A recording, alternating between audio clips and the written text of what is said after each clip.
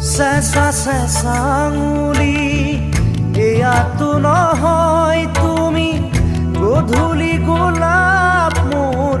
শুই থকা জননী চেঁচা চেঁচা আঙুলি এয়াতো নহয়